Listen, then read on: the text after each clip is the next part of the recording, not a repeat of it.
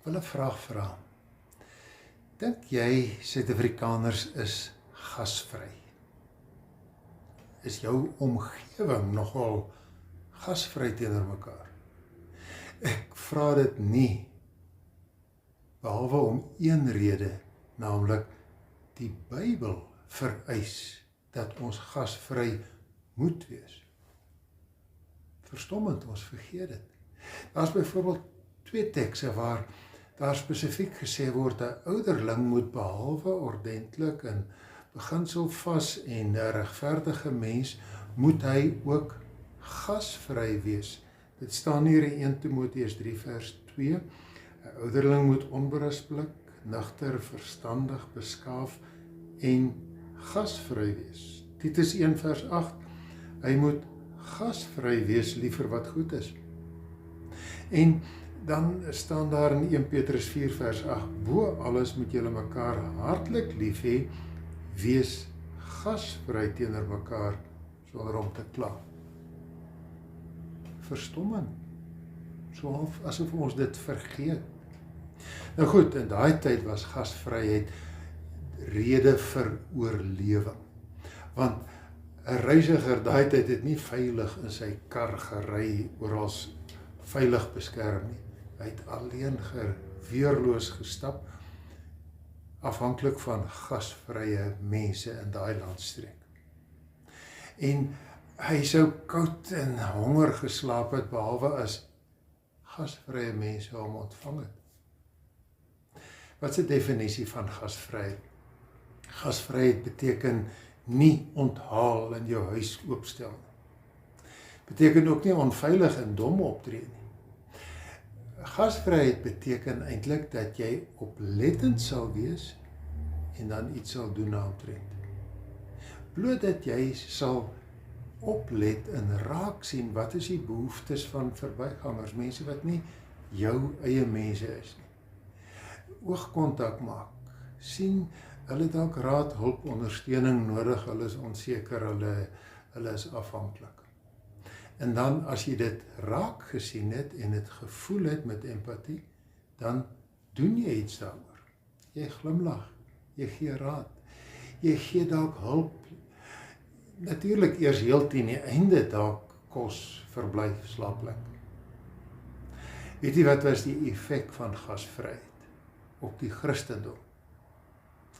Die Christendom het in 300-400 jaar, die eerste jare, die eerste 3-4 eeue, het hulle gegroei van 12 mense, 12 disippels, na 50% van die hele reuse Romeinse ryk. En gasvryheid was een van die grootste dinge wat 'n impak gehad het. Want as daar pestsiektes gekom het, dan het al die ander gaan wegkruip en die Christene het siekes versorg en liggame begrawe. Christene het nie onderskeid gemaak tussen hoë klas en lae klas, belangrike mense wat nie my tipe is nie.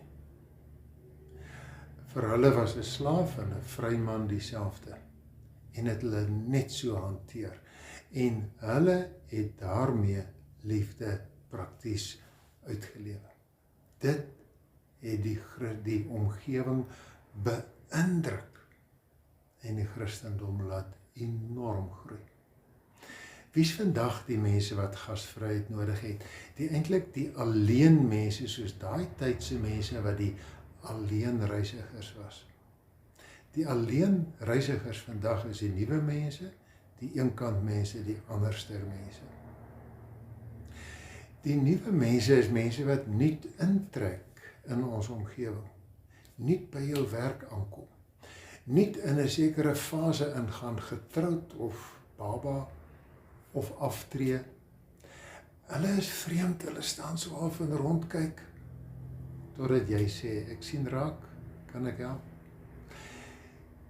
Alleenreisigers is ook die anderster mense.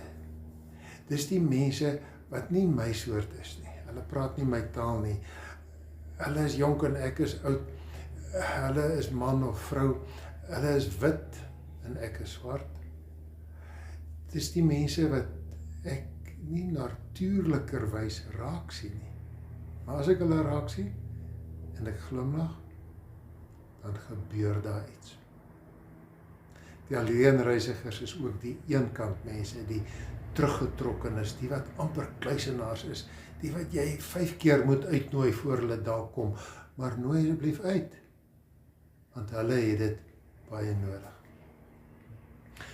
Wat moet ek nie doen? Wat sal nie gasvryheid wees nie? Gasvryheid is nie om jouself oop oë in gevaar in te vat nie. Dis moenie jou deure oopsluit vir 10 mense wat straatlopers is nie. Maar moenie te gou skrik nie. Moenie te gou gevaar oral raak sien nie. As die barmhartige Samaritaan gedink het aan gevaar dat hy self deur wegkruip rowers oor die kop geslaan kan word, het hy nooit daardie man langs die pad opgetel nie. Maar wees versigtig. Moet ook nie dom hulp gee nie. Ek weet, elke robot mens raak ons hart. Maar R10 by 'n robot sal heel waarskynlik, meer waarskynlik, vir drank en dwelms gebruik word, selfs deur 'n straatkind, as vir kos en regtig noodsaaklikhede. Dus gee liefdevolle, intelligente hulp. En dan is daar 'n verrassende belofte. Daar staan in Hebreërs 13 vers 2, as broers moet julle mekaar altyd lief hê, moenie nalat om gasvry te wees nie, want deur gasvry te wees het sommige mense, sonder dat hulle dit geweet het, engele as gaste gehuisves. Gasvryheid kan vir jou 'n engel maak en 'n engel laat ontmoet. Gasvryheid, as jy 'n beker water gegee vir een van die minstes, word jy Jesus. En jy gee dit vir iemand wat Jesus is. Daai dorspersoon, daai een wat jou hulp nodig het. Kom ons maak ons omgewing meer gasvry, warm, liefdevol, met oplettendheid vir almal rondom ons. Dis waarvoor ons nou saam gaan bid. Hemelse Vader, ons weet dat ons soms net aan onsself dink. Eers aan onsself dink. Maak vir ons oplettend teenoor ander mense, die alleenreisigers, die weerloses, die hulpeloses. Gee dit deur u dryfkrag van liefde in ons harte, hulle by ons hulp sal kry, by ons warmte en liefde sal belewe.